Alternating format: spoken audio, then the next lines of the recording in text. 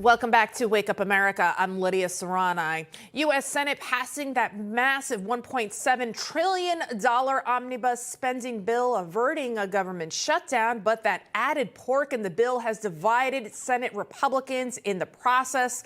Joining us now for more, CEO and founder of OpenTheBooks.com, Adam Andrzejewski.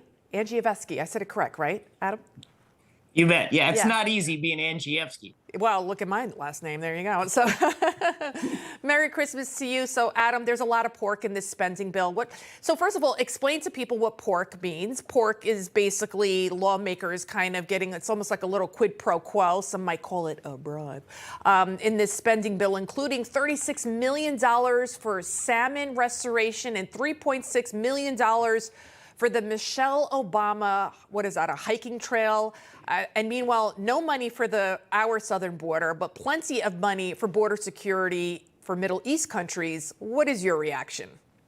Well, this used the corrupt process of earmarking. And Republicans just about in the last couple of weeks took a secret vote in the House, and 158 Republicans in the House voted to bring back this currency of corruption in Congress, where the House Speaker or the Senate leader is able to give out pet projects in districts to ensure votes on massive spending bills. So let's go through some of those things. $1 million flowed to the Rock and Roll Hall of Fame in Cleveland, Ohio. $5 million on two earmarks from the New York Senate delegation flowed to the Hip Hop Museum.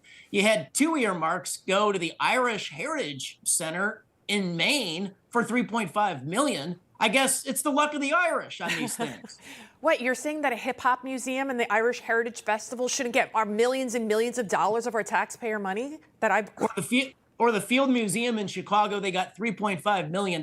Look, I checked their latest IRS filings, and their CEO made $1.1 million, and they had net assets of $600 million. The Field Museum doesn't need taxpayer help.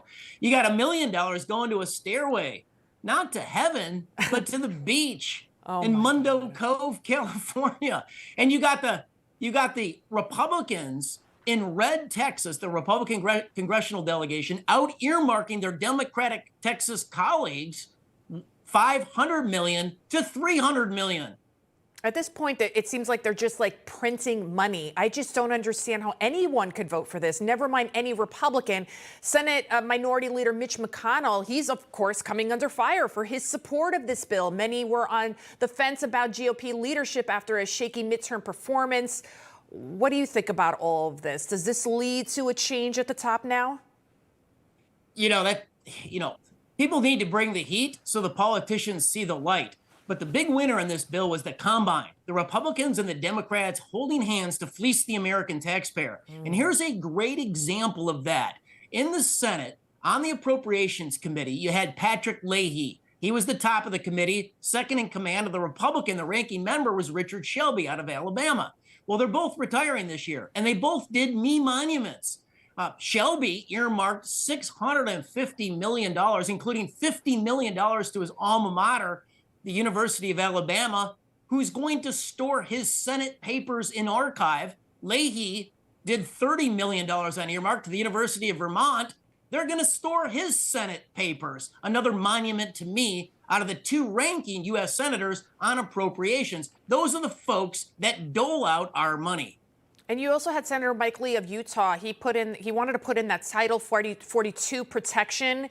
And just when we thought, hey, we might have a chance here to keep that one deportation tool in place, I just couldn't believe it. Why would anybody vote for something that didn't include protection for our own southern border? Well, we're going to be finding out over the course of the next year what's actually in this bill, and that's because it's 4,100 pages, and it was dropped at 1:30 in the morning on Wednesday. The Senate voted on Thursday, the House voted on Friday, and presto, the American taxpayers fleeced again. And I've been speaking to a couple of other former congressmen, and they told me that the timing of that massive bill being dropped over 4,000 pages long was not a coincidence, it being done right before the holidays. So these lawmakers would be almost like forced, being held hostage to sign off on it so they could get home in time for Christmas. But thank you so much, Adam Andrzejewski. We'll be right back. You're watching Wake Up America only on Newsmax.